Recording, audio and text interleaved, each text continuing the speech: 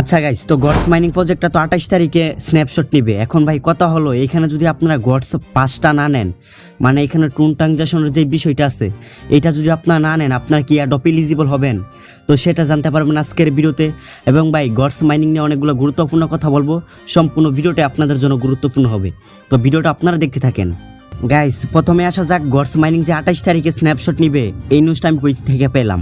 Guys, তাদের যে official চ্যানেলটা আছে সেইখানে তারা ভালোভাবে বুঝিয়ে দিচ্ছে গডস মাইনিং এর যে প্রজেক্ট আছে সেটার ফাইনাল স্ন্যাপশটটা হবে 28 নভেম্বর, মনে করেন 8 UTC তাদের টাইম অনুযায়ী।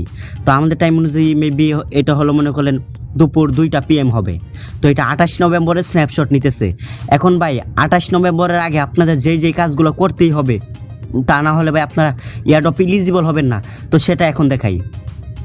গাইস, ফার্স্ট অফ অল যে বিষয়টা আসতেছে, এখানে আপনার ওয়ালেটটা কানেক্ট করে নেবেন, ঠিক আছে?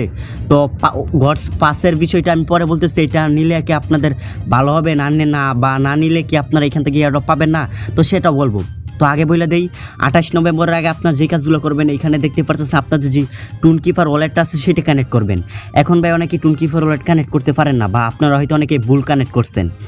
তো যারা ভুলভাবে কানেক্ট করছেন বা নতুন একটা ওয়ালেট কানেক্ট করতে চান, তারা আপনারা যে এখানে দেখতে পাচ্ছেন একটা 3 লাইন বা 3 ডট, এইখানে একটা ক্লিক করে আপনারা যদি ওয়ালেটটা চেঞ্জ করতে চান তাহলে আপনার এই চেঞ্জ ওয়ালেটে ক্লিক করবেন। আর যদি ওয়ালেটটা ডিসকানেক্ট করতে চান তাহলে আপনার ডিসকানেক্ট করবেন, আবার একটা নতুন ওয়ালেট কানেক্ট করে নেবেন। তো এইভাবে আপনার ওয়ালেটটা কানেক্ট করে রাখবেন, ঠিক আছে? তো এখন ভাই সব থেকে বড় বিষয় যেটা হলো, এইখানে যেই গডস পাসটা আছে, মানে টুন ট্রানজাকশনের যে বিষয়টা আছে যে এইখানে, তো এইটা নিলে কি আপনাদের ভালো হবে, বা এটা না নিলে কি আপনার এয়ারড্রপ এলিজিবল হবেন না? তো সেইটা দেখার জন্য আমরা আবার চলে যাব তাদের যে অফিসিয়াল চ্যানেলটা আছে সেইখানে। তো এইখানে দেখতে পারতেছেন গাইস, ফাইনালি কিন্তু আমরা সেইখানে চলে আসছি।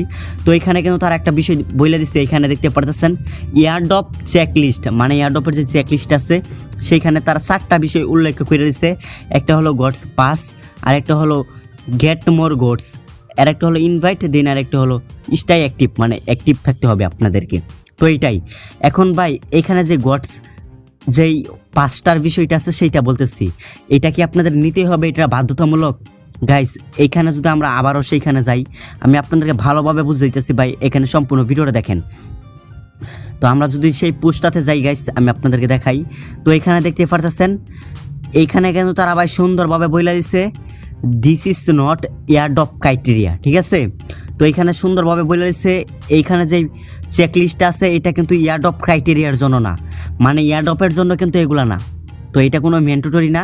এখানে তারা বলে দিচ্ছে এটা যদি আপনারা নেন আপনাদের এটা সাহায্য করবে, মানে আপনাদের জন্য এটা উপকার হইতে পারে এগুলো যদি আপনারা কমপ্লিট করেন।